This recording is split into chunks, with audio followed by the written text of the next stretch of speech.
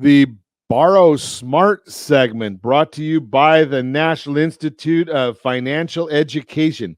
Easy for me to say. Got to get educated. There is not a whole lot of financial education in the schools anymore.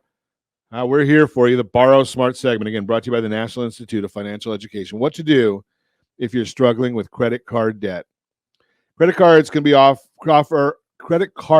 offer added convenience and security to your everyday spending, and many even offer sign-up bonuses and rewards to add even more value. But if you're not careful, it can be easy to fall into debt with credit cards, and the larger your balances grow, the harder it will be to pay them off, particularly if interest rates are on the rise.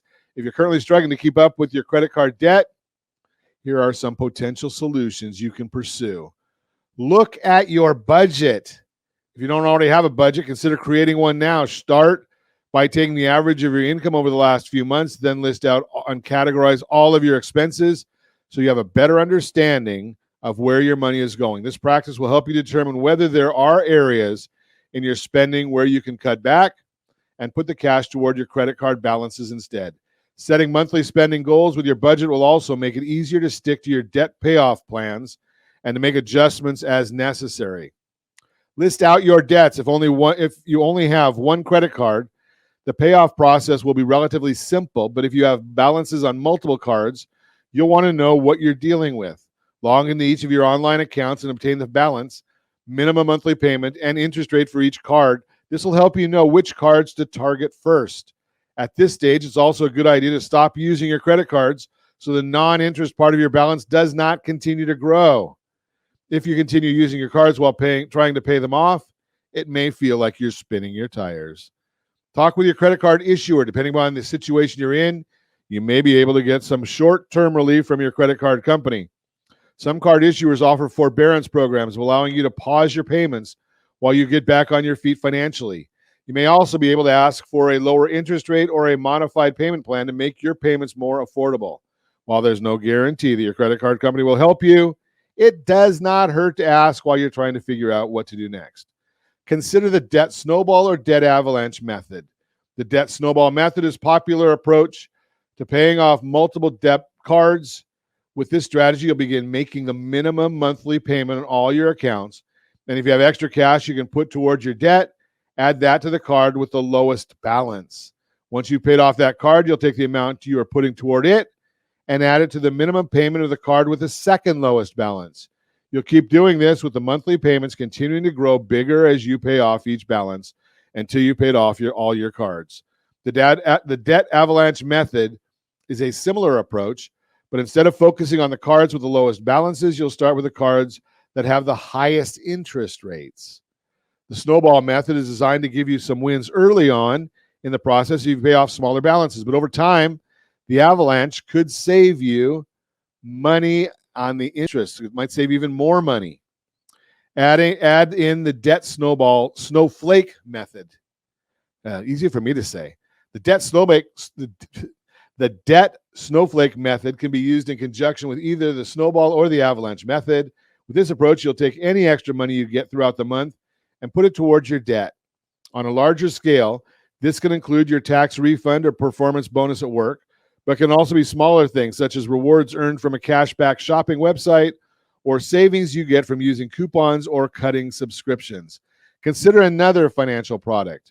If your FICO score is still in good shape, you may be able to qualify for a balance transfer credit card or a personal consolidation loan. Balance transfer cards typically offer introductory 0% APR promotions, allowing you to move debt from the original card to a new one and pay off interest-free for a period. Even if you can't pay it off completely, by the end of the promotion, you may still save hundreds of dollars in interest. That said, balance transfer cards come with an upfront balance transfer fee, so you'll want to crunch some numbers to make sure it still saves you money. Also, if you're not disciplined with your payments, you may still have a lot of debt by the time the promotional period ends and the card's regular APR kicks in. With a personal loan, you won't get a 0% APR, but with good credit, you may be eligible for a single-digit interest rate. What's more, unlike credit cards, personal loans come with a structured repayment plan, so there's no danger of getting complacent with a small minimum payment and remaining in debt. Just be sure that you can afford the monthly payment and watch out for upfront origination fees. You might want to consult with a credit counselor. With a free consultation, a reputable credit counseling agency can help you make sense of your situation and guide you through some of the options at your disposal. You can find nonprofit agencies through the National Foundation of Credit Counseling or the Financial Counseling Association of America. If you're really struggling and your FICO score is too low for a low-interest personal loan or balance transfer credit card, the credit counselor may offer to help you with debt management plan. With a debt management plan, the agency can negotiate a lower interest rate and monthly payment with your credit card issuers. Then you'll get on a payment plan that typically lasts between 3 to 5 years, making one payment to the agency, which will distribute the money to your credit card or your creditors.